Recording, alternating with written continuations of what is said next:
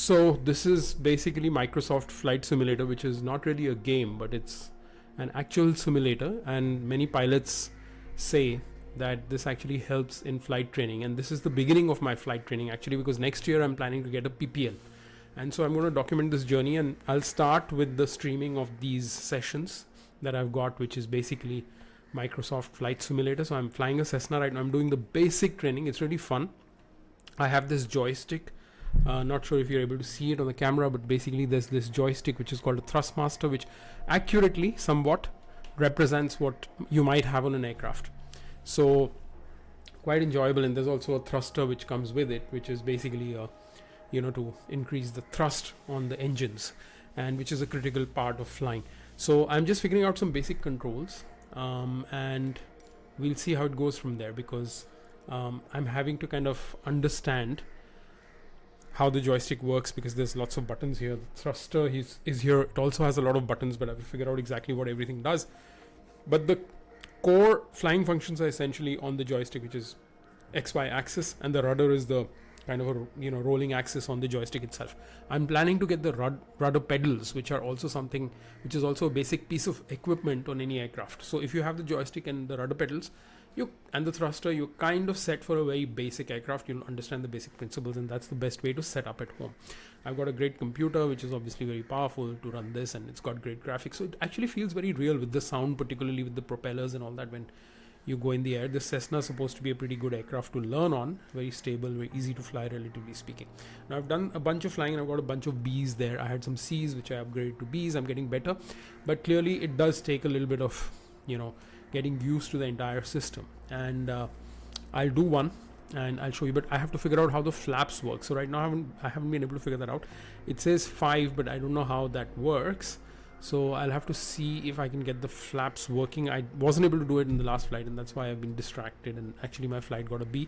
I should have got a A this time, because I was doing everything relatively okay. It's easy to set up. I mean, the setup's already done for you, so it's easy to land, which is what I did.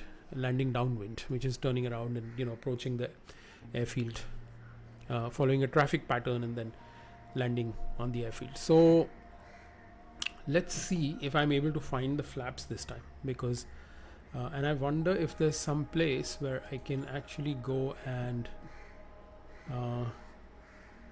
go back to the main menu, and I could look at, for example, the controls before I even kind of take off.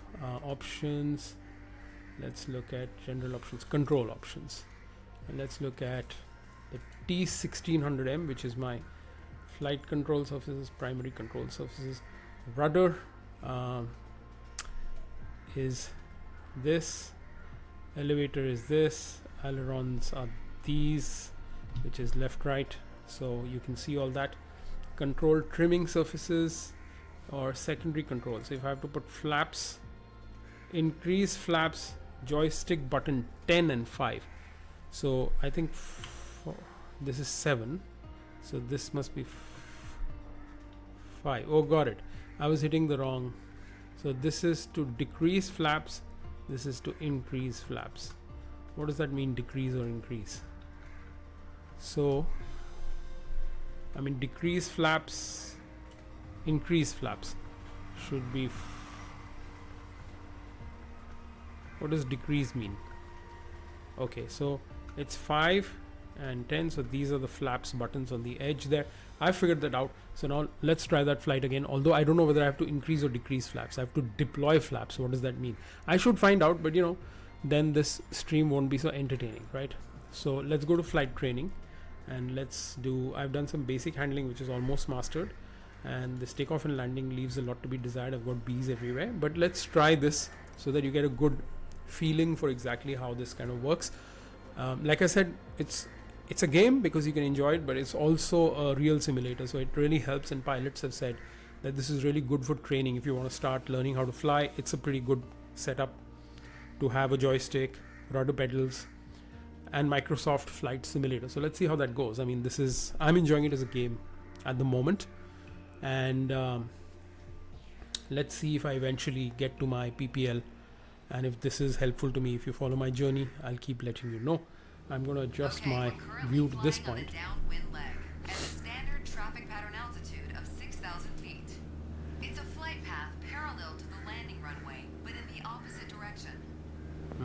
So it's in the opposite direction. I have to go downwind Start preparing for landing. and then turn around and then That come means setting upwind. your speed and flaps configuration. Reduce speed to 80 knots. Maintain constant altitude and heading. The flaps provide extra lift at the expense of additional drag. This extra lift allows flying at a lower airspeed. Flaps allow for smoother and shorter landings. Go ahead and extend 10 degrees of flaps, all while maintaining current altitude. Okay, so it's increase flaps, decrease flaps. We're gonna fly past the end of the runway here. Keep going until you see it at a 45-degree angle behind you. That's your cue to turn left onto the base leg. Oh, when I deployed the flaps, the aeroplane went up. And by the way, you know, I know why this helps, because I'm starting to get used to all these instruments. So on the absolute left, you'll see the airspeed indicator. Then you'll see the I don't know what the horizon basically. You'll also see the direction, the heading. You'll also see the compass, which is right in front of me up there. You'll see the heading with the shape of an airplane at the control panel at the bottom. You'll see a clock. Then you'll see an altimeter, and you'll see an RPM meter, which is, and there's some other things. There's some other things. She's telling me to turn left, but there's still some time to go. And when you turn left, you kind of make a gentle movement. You don't move more than 20 degrees. And that I'm seeing from the second instrument from the left on the top, which is basically my, it tells me my attitude, altitude and attitude, right? So attitude is really like basically, and now I can straighten out. So now I'm straightening out, and there I go. Basically straighten. That was pretty decent. Actually, I think 1400 RPM. 1400 RPM. So I'm reducing the RPM. Eye on the runway as we get ready for our final turn. So that's 1500 RPM. My knots are going down very significantly. So maybe increase flaps again, something like that. Turn left onto final. Turn left. I have to increase because Make your left turn onto final. my airspeed is really going down. So now, Keep a stabilized approach and prepare for landing. okay, I'm so far off the runway because I've been looking at so many different things that I have to align myself to the runway again. But that's all right. I've kind of gotten used to this a little bit. I've done a couple of landings which didn't end so well. But like for example, right now my height is quite low. I was supposed to be at 6,000. Now I'm at 5.4, but it should work out okay. Increase flaps. If I increase flaps, I should be able to fly slower. I don't know where my flaps indicator is. I think I have to look around to see my flaps and see if they're going down or whatever. But anyway, yeah, there we are. Now I'm kind of coming in really slow, which is, I don't know if that's a good thing or a bad thing. I'm kind of the main thing I've realized is if you're not used to the controls and you try and do 4 or 5 things together, that's really what it's about, right? I'm kind of approaching this sideways.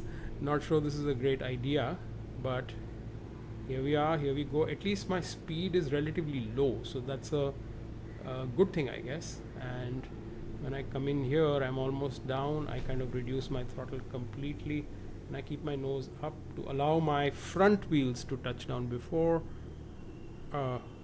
Is that an okay landing? I guess so. And you know, because of traffic, one tends to land towards the one side of the runway, but you're supposed to land in the center. But my car driving instincts are so strong that I want to make it in one lane. But you know, all said and done, down in one piece, which is not too bad. And the traffic pattern well. Good job. so, you know, in an emergency, technically I feel like I got a B again. I've got a better score than this before, but I was doing a bunch of things and also talking, so I'm happy. I didn't crash the plane. I went on the runway. I kind of, you know, banked and stuff like that and everything. This is what flying skill is about. But it's so much fun to just imagine flying this in the air, because I've actually gone up in an aircraft a couple of times, and my brother's a, you know, aviation enthusiast, and he's also an expert pilot. He's a flying instructor. He teaches aerobatics and all that kind of stuff. He has his own 3 planes and stuff. So while it's accessible to me, it's kind of, so because this simulator is kind of replicating for me what I experienced in the airs, just sitting in the passenger seat, and it's really, really fun. And I can imagine that when you're flying, these are the things that you'll have to kind of keep tabs on, of course, from many other things as well, like flight safety kind of considerations and all of that kind of stuff.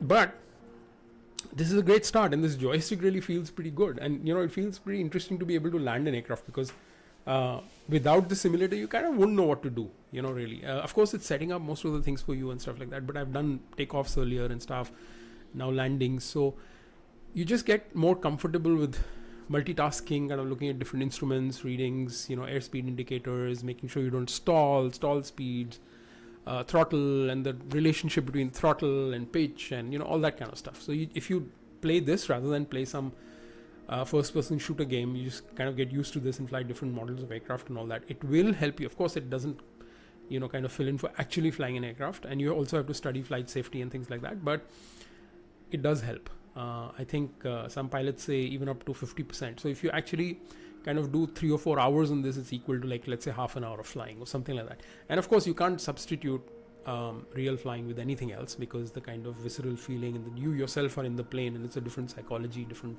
understanding, but pretty good and really fun to play. So recommended strongly for anybody who's an aviation enthusiast.